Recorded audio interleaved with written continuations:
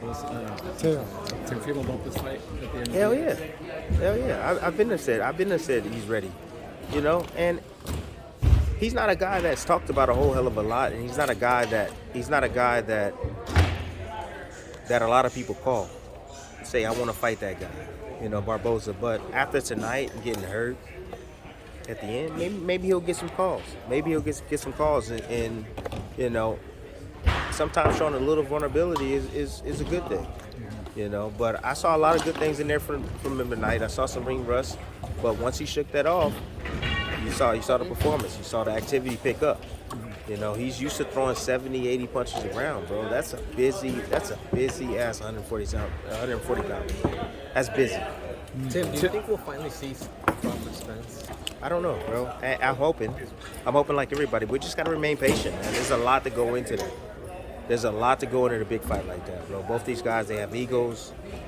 Both these guys, they got to make sure that everything, the T's are crossed, the dots are I, the I's are dotted. You got to make sure that everything is right and you're comfortable with everything, And I'm talking about from the ring walk, who's walking first, who's walking second, hotel tickets, this. I'm talking about everything, the whole aspect of it.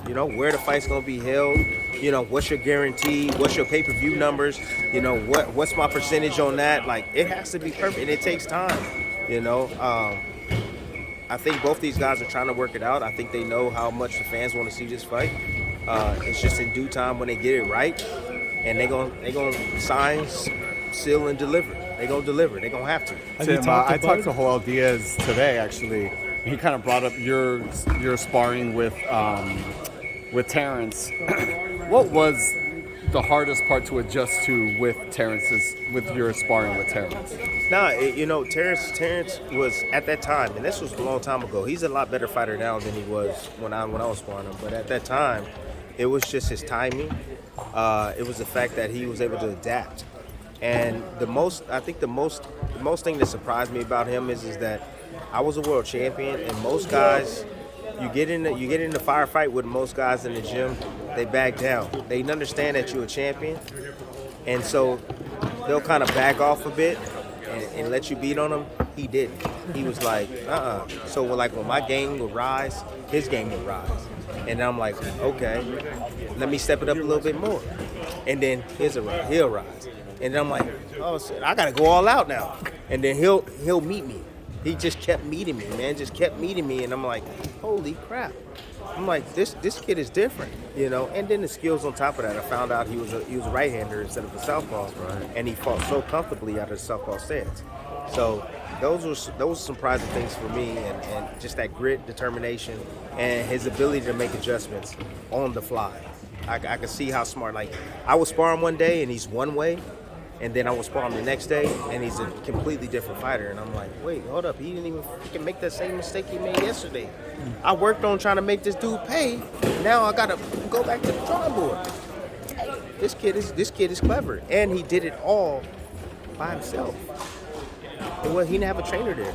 Oh, wow. It was all by himself. So that's what made him special. Do you think we get more than one fight between them two? Yeah. You have to. Yeah, you have to. You have to. I hear a lot of people feel that Crawford might get a stoppage in the fight. I don't care what people feel or whatever. I mean, we don't know. That's why we want to see the fight. At the end of the day, I mean, Crawford, I'm not even going to say it. Everybody know where I'm at, but we don't know what's going to happen, and that's the reason why we got to see the fight. I think it will be a rematch clause. I think these guys are not stupid. They're not stupid. The rematch clause is so, one, you get another shot, another crack at it, and also, you get some more money. It's a smart businessman to do that. So I could see two fights going back to back, and you never know. Possibly a third one. You never know. Wilder against the winner of Usyk Joshua. What do you think about that? Hey guys, this was the last question. You said the Wilder against Usyk and Joshua? Yeah, the winner of Usyk and Joshua. I heard he was fighting Helenius. Helenius, but the manager said that they want the winner of Usyk Joshua. It's a great fight. That's great. Who do you think's gonna win the fight? I think Usyk's gonna win, to be honest with you. Against Joshua. Yeah, I think Usyk's gonna win again because better boxer. He's a better boxer. I think Joshua will come out a little bit more aggressive, and everybody wants to know what I believe that a guy like Garcia is going to give him. He's going to give him the do's and don'ts. That's what he's going to give him. Joshua is a mid-range to inside type of fighter. You know, he does most of his work at mid-range. Garcia is really good at that range. Honestly, he has a lot of guys that like that pressure type style.